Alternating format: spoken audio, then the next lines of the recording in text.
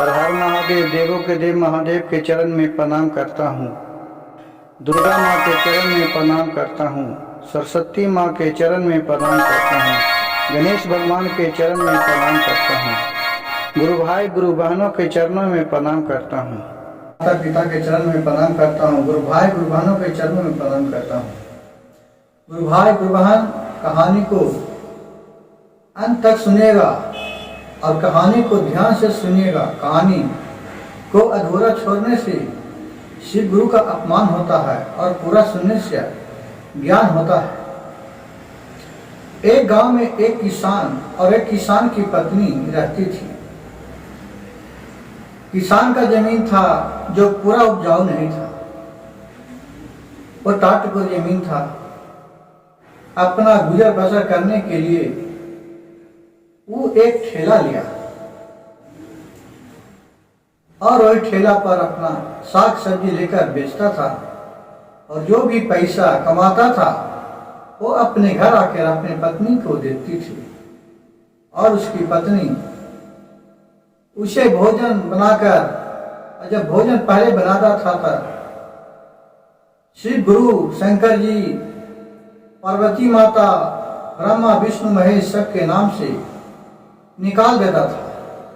उसके बाद अपने लोग खाना खाते थे और निकाला हुआ भोजन जो भी जानवर उसको पहले मिल जाता था उसे दे देते थे।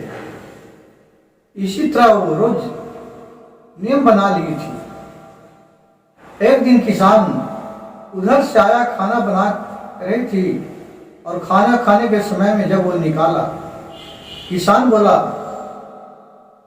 कि ऐ जी, आप इतना जो निकाल देते हैं रोज के रोज खाना बना के, मैं इसकी अन्न के लिए रात दिन मेहनत करते रहते हैं बाजार में, जिससे हम लोग का पेट भर सके, और तुम इतना डेली खाना जानवर के दे देती है। उसकी पत्नी बोली किसान के कि प्रभु ऐसा नहीं बोलिए, ये भगवान को नाम से निकालते हैं। जब हम लोग के बुढ़ापा शरीर आ जाएगा, एक तो हम लोग का एक बाल बच्चा भी नहीं है, तो भगवान ही हम लोग का भोजन देंगे। जब हम लोग चलने से अलचार हो जाएंगे तो क्या करेंगे? तभी ये भोजन हम लोग का भगवान देंगे किसी बहाने न किसी बहाने। ऐसा बात नहीं बोलिए। उसका पति बोला, अच्छा कैसे मालूम? कहीं कि ठीक है, आज आप जब जाइएगा बाजार काम करने के लिए तो आप शिव मंदिर में गोर लग के जाइएगा, बोलिएगा हे महादेव मुझे संस बरकत दीजिए। देखिएगा महादेव की कृपा से आप खुशी खुशी घर आइएगा। कहा ठीक है। वो कोई देवता देवी को नहीं मानता था, लेकिन अपने पत्नी के कही हुए बात पर कहा कि चलो देखते हैं ये भी बात का के। और तो जब जा रहे थे तो मंदिर में गोर लग के शिव मंदिर में और अपने काम के लिए बाजार में गए। उस दिन रोज से उसको ज्यादा कमाई हुआ। वो आकर अपने पत्नी से बोली, हाँ जी आप तो ठीक ही कह रहे थे कि भगवान को नाम लेके जाइएगा, सब उन्हीं का देने। आज तो रोज से ज्यादा कमाया हूं। और वो लाके पैसा दिए। बोले कि उसकी पत्नी की ऐसा करते हैं कि इसमें से एक हिस्सा हम शिव मंदिर में जाके दान देते हैं, उन्हीं का कृपा से ये सब होता है। बोला कि ठीक है चलो। वो और पत्नी दोनों कमा के लाया था, जिसमें से एक हिस्सा वो जाकर मंदिर में पंडित जी को दान दिया कि लिए बाबा हमारे नाम से शिव गुरु भोलेनाथ को चढ़ा दीजिएगा। फूल माला जो भी आपको इच्छा हो भोलेनाथ को हमारे नाम से अर्पित कर दीजिएगा। पंडित ने बोले ठीक है। और फिर दूसरा दिन जब गया उसको और भी ज्यादा कमाई होने लगा। ये दोनों पति और पत्नी खुशी खुशी जीवन बिताने लगा और बोले, हे प्रभु भोलेनाथ, हमारे सब बात तो सुन ले प्रभु, लेकिन कम से कम एक मेरे पुत्र तो दे देते आप किसी बहाने। मैं बुढ़ापा में किसके सहारे जीऊंगा। देखिए, भाग का लिखा कौन रिश्ता है, गुरु भाई गुरु बहन।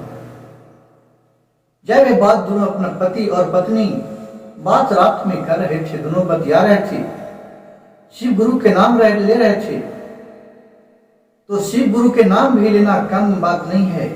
जो कभी नहीं भगवान के नाम लिया, वो भगवान के नाम लेकर देखिए उसका क्या मन में सुकून मिलता है। कहीं कि ठीक है, फिर उस दिन गया तो उसको और भी कमाया हुआ। उसी दिन वो रोज अपने एक हिस्सा भगवान को दान करते थे, शिव मंदिर में जाके चढ़ावा करते थे।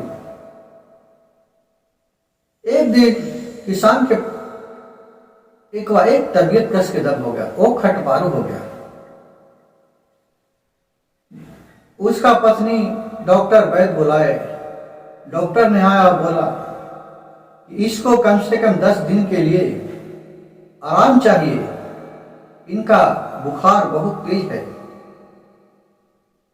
कहीं कि ठीक है, डॉक्टर बोल के चला गया। किसान के पत्नी बोली, हे महादेव, अब मैं क्या करूंगा, कैसे खाऊंगा, क्या पीऊंगा। मेरे पति जाते थे तो कमा के लाते थे बाजार से, उसको खा के हम लोग जीवन व्यतीत करते थे। अब कहां से हम लाएंगे, क्या खाएंगे भोलेनाथ। अब मैं तो आपको खाना भी कहां से खिला पाऊंगा। और वो कह के रात में सो गए।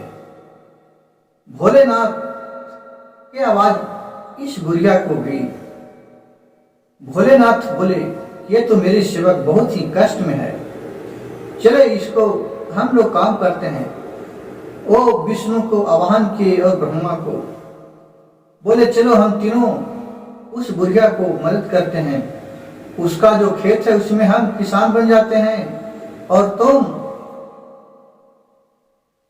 वहां तीनों को मिलके अपना खेती करेंगे। और रातों रात तीनों को आए भगवान के कृपा से वहां खेती में साग सब्जी और फल बहुत से उगा दिए। और रात को शंकर भगवान साक्षात आकर और किसान के पत्नी को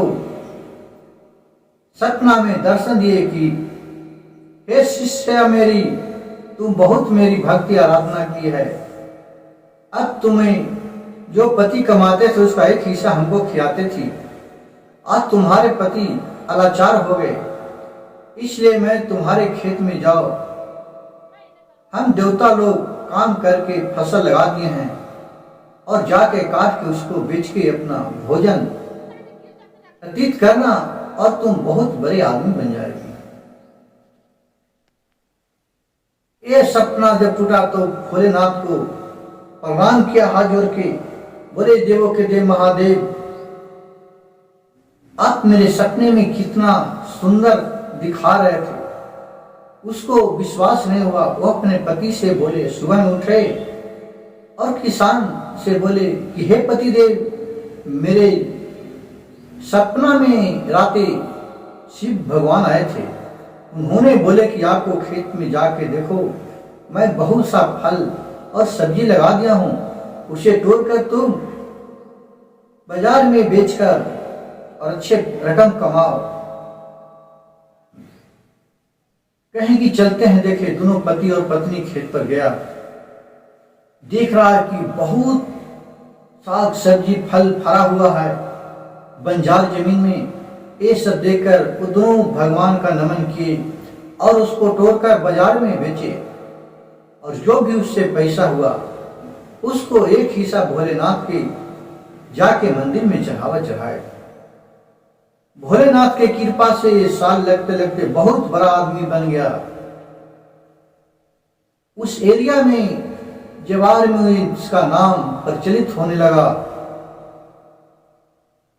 अब एक दिन दोनों मिलके और शिव मंदिर में गए और बुढ़ी माँ बोले हे प्रभु, हमारे आप सब बात सुन लिए हैं, लेकिन कम से कम एक कृपा बरसाइए, एक हमको बालक दे दीजिए। हमें लोग निसंतान कहते हैं, हमको लोग देख के बहुत हंसते हैं। प्रभु, फसल घर आप ही बसाते हैं। और इतना मन ही मन करके आ गए। फिर जब दूसरा दिन दोनों पति और पत्नी मंदिर में चढ़ावा चढ़ाने के लिए जा रहे थे, तो देख रहे हैं उधर से भोलेनाथ एक पंडित के रूप में उसी मंदिर में एक बालक को लेके ले रहे हैं। बालक बहुत रो रहा है। बाबा बोल रहे हैं कि कौन मेरे मंदिर में इस बालक को छोड़ के चला गया, जिसका बाल बच्चा नहीं है, कम से कम इसको लेके तो पाल ले। ये बेचारी माँ बाप के टूअर है, कम से कम इसको माँ और पिता तो कहने वाला मिल जाएगा। ये दोनों किसान के पति और पत्नी वहां गए और देखे तो बोले कि बाबा, ये बच्चा हमको दे दीजिए, मेरे बाल बच्चा नहीं है, मैं इसके बहुत अच्छा तरीके सेवा टहल करूंगा और पढ़ाऊं लिखाऊंगा और अच्छा संस्कार में इसको जिलाऊंगा। कहीं कि ठीक है, और उसको दे दिया। वो फिर खुशी खुशी पति और पत्नी दोनों बच्चे के लेके घर आए और उसको अच्छा तरीके पढ़ाए लिखाए और अपने बिजनेस में उसको हाथ बटवाए, और वो भी अपने माँ पिता के कहे अनुसार शिव मंदिर रोज जाते थे और बिना शिव भगवान के पूजा पाठ कर ले कभी वो बालक खाना नहीं खाते थे। जिस तरह भोलेनाथ उस किसान की औरत के बात सुने, मेरे कथा कहानी सुनने वाले को सभी को मनोकामना पूर्ण करे। हर हर महादेव, घर घर महादेव।